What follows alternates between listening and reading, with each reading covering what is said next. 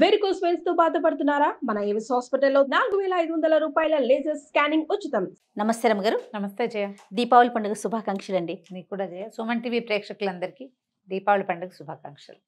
రెగ్యులర్గా మనం మాట్లాడుకునేదే పండుగ రోజు విధి విధానాలు, మరి ఆ రోజు పిండి వంటలు, నైవేద్యాలు అన్నీ కూడా ఒక్కసారి. దీపావళి పండుగ 5 రోజులు వ్యవహారంగా చేసుకుంటారు చాలా చోట్ల.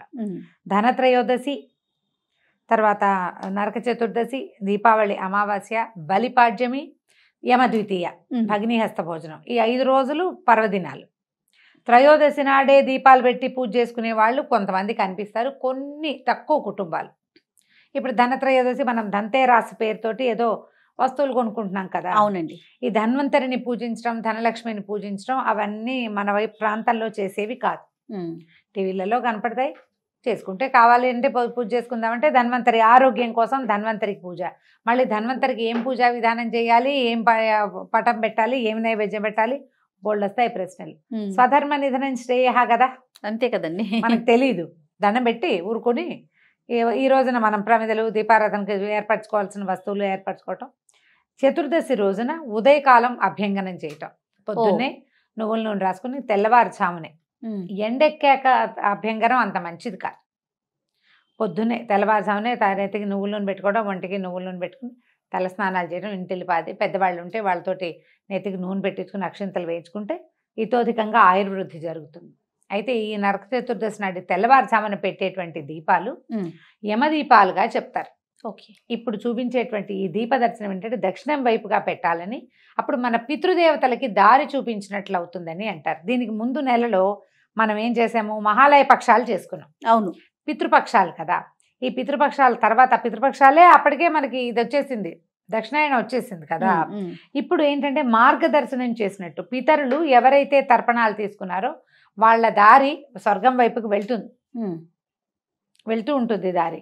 ఆ తర్వాత మరణించిన వాళ్ళ దారి కూడా యముడి వైపుకి దక్షిణ పథానికి సాగుతూ ఉంటుంది.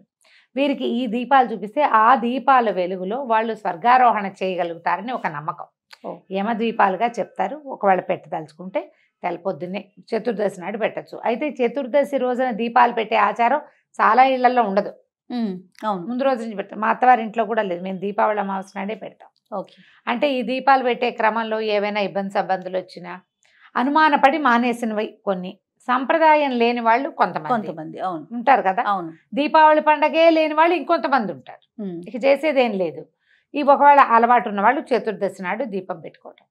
చతుర్దశి నాడు పొద్దునే ఈ ముందు రోజు కొనుక్కొచ్చిన ఈ ప్రమిదల్ని వాటిని శుభ్రంగా కడిగి నానబెట్టి ఎండబెట్టేసుకోవాలి. ఓకే. తర్వాత ఒత్తులు వాటిని నూనెలో నానబెట్టుకోవాలి. ఒత్తులు ఏంటంటే అప్పటికప్పుడు పచ్చి ఒత్తి వేసి నూనె పోస్తే ఎప్పటికీ అది అంటూ వెలగదు, తర్వాత నిలిచి కాలదు, కొరుక్కుపోతుంది. అవును, అందుకని నానబెట్టుకోవాలి. నూనెలో వేసి నానబెడితే చివరి బొట్టు దాకా అది చక్కగా నిలిచి వెలుగుతుంది. మనకు అది చాలా ముఖ్యమైనది. అయితే దీపావళి పండుగ గురించి ప్రతి సంవత్సరము చెప్పుకునేది. మళ్ళీ ఒకసారి ప్రఖ్యాతమైన శ్రీకృష్ణ గాథని జ్ఞాపకం చేసుకుంటాం. తప్పకుండా. శ్రీకృష్ణుడు సత్యభామ సమేతుడుగా ద్వాపర యుగంలో జరిగిన కథగా చెప్తారు. అయితే నరకాసురుడు అనే రాక్షసుడు ప్రాగ్జ్యోతిష్యపురం అనే నగరంలో ఉండేవాడు.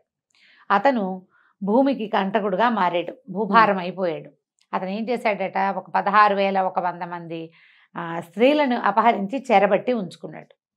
నరకుడి బాధలు పడలేకపోతున్నాము, రక్షించమని కోరుకుంటే అప్పుడు అసలు సాధారణంగా రాక్షసాంతకుడు హరి అనేది ఒక నియమం.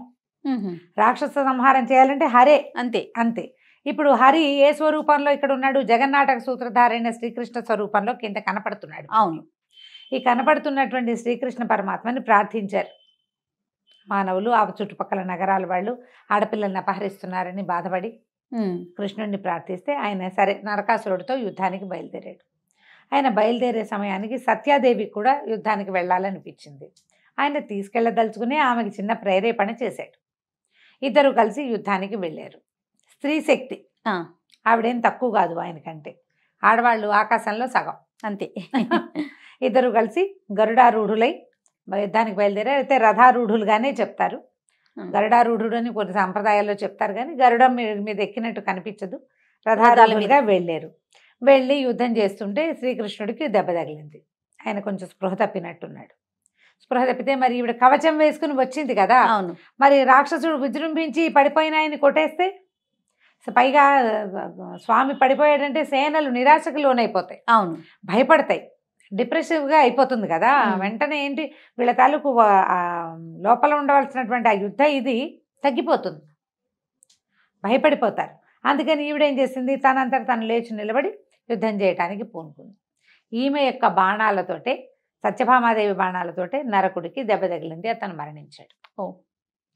అయితే ఇక్కడ దీని వెనకాల కథ ఏం చెప్తారంటే, అసలు ఈ నరకుడు అనేవాడు భూదేవి మరియు ఆదివరాహమూర్తికి జన్మించిన వాడని చెప్తారు. ఆదివరాహమూర్తి ఏం చేశాడు, మనకి కృతయుగంలో కథ అది. ఆయన సముద్రంలోకి వచ్చి అందులో పడిపోయినటువంటి భూమిని ఉద్ధరించాడు. హిరణ్యాక్ష హిరణ్యకశిపుల కాలం నాటి కథ. ఆ ఉద్ధరించిన కాలంలో భూదేవి ఆదివరాహమూర్తి సంయోగంలో ఒక కుమారుడు జన్మించాడని, అది సంధ్యాకాలం అసుర సంధ్య వేళ అవటం వల్ల జన్మించిన శిశువు తప్పకుండా అసురుడే అవుతాడు. సంధ్యాకాలం మంచిది కాదు, ఆ సంధికాలంలో పుట్టాడని ఆవిడ దుఃఖపడి భూదేవిని స్వామిని ఒక వరం అడిగిందట. భూదేవి, నువ్వు రాక్షసాంతకుడివి, వాడిని సంహరించి నన్ను చేపట్టావు, ఇప్పుడు కుమారుడు కూడా అసురుడుగానే జన్మించాడు, వీడు సురద్వేషిగా ఉంటాడు, దేవతలు పడదు, మరి వాడిని సంహరించాలంటే నువ్వే చేపట్టేది ఆ అసుర సంహార కార్యక్రమం, కాబట్టి నీ చేత్తో నా కుమారుణ్ణి సంహరించద్దు, అలా వరం ఇవ్వమని అడిగిందట. అప్పుడు ఆయన సరేనన్నాడు. సరే నేను చెయ్యనులే, నువ్వే చేద్దువు కానీ అని చెప్పాడు. ఆ నువ్వే చేద్దువు కానీ అన్నది కృతయుగంలో కుదరలా, తర్వాత వచ్చిన త్రేతాయుగంలో కుదరలేదు, ఆ తర్వాత వచ్చినటువంటి ద్వాపర యుగంలో కుదిరింది. సత్యాదేవి భూమిదేవి యొక్క స్వరూపమట. భూమి అతి సహనం కలిగింది, భూదేవి మహాసహన, భూదేవి అంత సహనం అంటాం కదా. ఏం చెయ్యి తెల్లారులేస్తే పుట్టిన ప్రతి ప్రాణి తొక్కుతుంది భూమిని. అవును, అయినా కూడా ప్రతివాడు భూమి సొంతం చేసుకోవడానికే ప్రయత్నం చేస్తాడు, భూమి వాడి మీద పగబట్టదు, మహాసహనంతో ఉంటుంది. నా వల్ల కాకపోతే ఏడుస్తూ దేవుడి దగ్గరికి, ఆ బ్రహ్మదేవుడి దగ్గరికి వెళ్ళి విష్ణువు దగ్గరికి వెళ్ళి మొరపెట్టుకుంటుంది తప్ప, వీడెవడో నన్ను ఇబ్బంది పెడుతున్నాడు, నేను ఇట్లా విచ్చి వీడిని అంతు చూస్తా అని పొరపాటును కూడా అనుకోదు. భూదేవి విచ్చి తనలోకి తీసుకున్నది సీతమ్మ తల్లినే, అంతే, ఎక్కడా భూమి విచ్చుకున్న దాఖలాలు లేవు. మహాసహనవంతురాలు. అయితే ఆవిడ ఎప్పుడు నేను సహనంగానే ఉండాల్సిందేనా అని అనుకుంటేదట. సహనం అసలు ఉండని ఒక జీవితాన్ని ఆవిడకి ప్రసాదించాడు భగవంతుడు. అదే సత్యభామ. అన్నిటికీ రుసరుసలాడుతుంది. అవునవును, ఏ అయిష్టం వచ్చినా సహించకుండా బయటికి చెప్తుంది. భూదేవి అంశావతారమైన ఆమెకున్నంత సహనం ఈమెకి లేదు. ఎప్పుడూ దుమదుమలాడి అన్నిటికీ కోపం తెచ్చుకుని అంటే అలిగే లక్ష్మీదేవేమో రుక్మిణిగా పరమసహన శాంతమూర్తిగా జన్మించింది. వాళ్ళకి వీళ్ళిద్దరిని అలా వ్యత్యాసంగా చేశాడు భగవంతుడు. ఈవిడ రుసరుసలాడుతూ దుమదుమలాడుతూ పన్నిటికీ పోట్లాడుతూ చిన్న తేడా వస్తే ఎగిరి మీద దూకేస్తూ కోపం చూపిస్తూ అలక వహిస్తూ ఉండే సత్యాదేవి చివరికి కుమారుణ్ణి సంహరించింది ఈ స్వరూపంలో. దెబ్బ తగిలి పడిపోయిన తర్వాత అప్పుడు ఆవిడికి తెలిసింది ఒక స్పృహ, వీడు నా కుమారుడు అని తెలిసింది. కానీ విష్ణుమాయకి లోబడి మళ్ళీ మర్చిపోయింది. నరకాసురుడిని సంహరించిన క్రెడిట్ సత్యభామాదేవికి అప్పచెప్పారు. ఇందులో స్త్రీ శక్తి కంటే మాతృశక్తిని గురించి చెప్పాలి. తప్పు చేసిన వాడిని తన కొడుకైనా సరే క్షమించకూడదు. స్త్రీలు వాడిని సరిచేయటానికి ప్రయత్నం చేయాలి, వాడిలో ఉన్న తప్పుని ఎత్తి చూపించాలి. ప్రపంచానికి చూపించాం, తల్లిని చిన్న చిన్న అల్లర్లు కూడా దాచేస్తాం. అవునండి కదా. అలాగే అవే తోటకూరగాడలు నాటి చెప్పపోయావా అని పెద్ద అయ్యాక పెద్ద పెద్ద బ్లండర్స్ అయిపోతాయి. అందుకని తల్లులు దండించాలని చెప్పడానికి ఈ కథని చెప్తారు. ఎప్పుడైతే ఈ నరకాసుర సంహారం జరిగిందో, ఈ నరకుడు చెరపట్టినటువంటి స్త్రీల యొక్క కుటుంబాలు ఎవ్వరూ అభ్యంగనాలు లేకుండా ఉండిపోయారట. నరకుడు రాక్షసుడు, ఆ మొత్తం నగరాలన్నింటినీ ముట్టడించేవాడు. ఇప్పుడు స్నానము శుభ్రము అవి ఎప్పుడూ సంతోషంగా ఉంటాయి. బతుకు ఈడ్చేవాడికి అభ్యంగనాలు అవి ఎక్కడ ఉంటాయి? తలంటి పోసుకోవడం అనేది ఒక భోగక్రియ. ఇప్పుడంటే ఊరికే రాసేసుకుని తలకాయ రుద్దేసుకున్న షాంపూ ఉంది కాబట్టి. పాతకాలంలో అట్లా కాదు కదా. అది బాగా నూనె రాసుకోవటం, నలుగు పెట్టడం, ఎవరైనా సహాయం చేయటం, కుంకుడు పులుసు ఎవరైనా పోయటం, వీపు ఎవరైనా రుద్దటం, అలాంటివి ఉండేవి. ఎంత చిన్న కుటుంబాల్లో అయినా ఇంకొకళ్ళ నెత్తి మీద నూనె పెట్టాలి. తలంటటం అనేది ఒక ప్రత్యేక క్రియ. అప్పుడు ఇట్లా స్విచ్ చేస్తే నీళ్ళే విజయ. అవును కదా, వేరే రకం. అప్పుడున్న పరిస్థితులు వేరు. ఆ అభ్యంగనాలు లేకుండా ఉన్న వాళ్ళంతా ఇతడు చతుర్దశి నాడు మరణించంగానే అందరూ అమ్మయ్య మనకి భోగానికి రోజులు వచ్చాయని చక్కగా నూనె రాసుకుని అభ్యంగనాలు చేసుకుని ఆ పూటంతా రకరకాల పిండి వంటలు వండుకుని మరుసటి రోజు దీపాలు పెట్టుకున్నారు.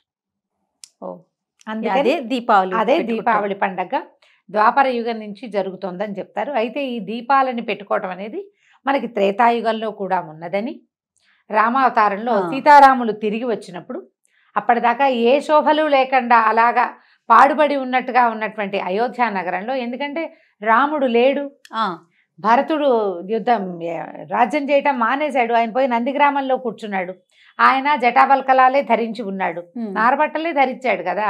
శత్రుఘ్నుడు కేవలం రాజ్యరక్షణ చేశాడు కానీ పాలన జరగల, శోభ లేదు. రాజు లేకపోతే ఏం శోభ ఉంటుంది, అంతే కదా. ఆయన రాముల వారు తిరిగి రాగానే నగరం అంతా దీపాలు వెలిగించుకున్నారట. అందుకని అప్పుడు కూడా దీపావళి చేశారని టపాసులు వెలిగించిన వ్యవహారం చెప్పల, దీపాలు వెలిగించుకున్నారు. ద్వాపర యుగంలో కూడా దీపాలు వెలిగించుకున్నారు. క్రమంగా కలియుగం వచ్చేసరికల్లా పండుగ విధానాలు మారతాయి. చూడు, అవును మారతాయి కదా. మనకి ఇప్పుడు ఏమైంది, ఆశ్వేజ మాసం వెళ్ళి కార్తీకం వచ్చింది, వానలు తగ్గి చలి మొదలైంది. అంతకుముందు పడిన వర్ష ఋతు శ్రావణ భాద్రపదాల్లో ఈ పడినటువంటి వానలు అక్కడ నిలవబడి చిన్న చిన్న కుంటలుగా మారి వాటిల్లో ఈగ, దోమ, అనేక రకాల సూక్ష్మ క్రిములు వచ్చేస్తాయి, మన మీద దాడి చేస్తాయి. శ్వాసకోశ వ్యాధులు వచ్చేందుకు అవకాశం ఎక్కువ, ఇబ్బంది కదా.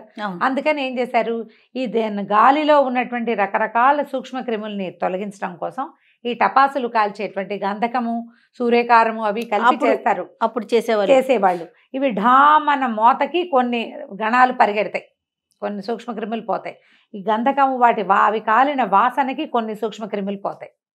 దీపాలు వెలిగించిన పొగకి మన శ్వాసకోశం బాగుపడుతుంది, కంటికి మంచిది. నువ్వుల నూనె వెలిగేటువంటి జ్యోతిని చూస్తే కళ్ళకి మంచిది. అందుకని ప్రత్యేకంగా ఇప్పుడు తిలతైలం చేయమని చెప్తారు. నువ్వుల నూనెతోటి దీపాలు పెట్టండి, వాకిళ్ళల్లో ఇళ్ళు వాకిళ్ళు అన్నీ అలంకరించుకోండి. ఈ పద్ధతి ప్రకారం అట్లా చేసుకుంటూ వచ్చాం. ప్రతిసారి మారుతూ ఉంటాయి. క్రమంగా నీళ్ళల్లో వెలిగే దీపాలు, నీళ్లతో వెలిగే దీపాలు, ఏమిటేమిటో రకాలు.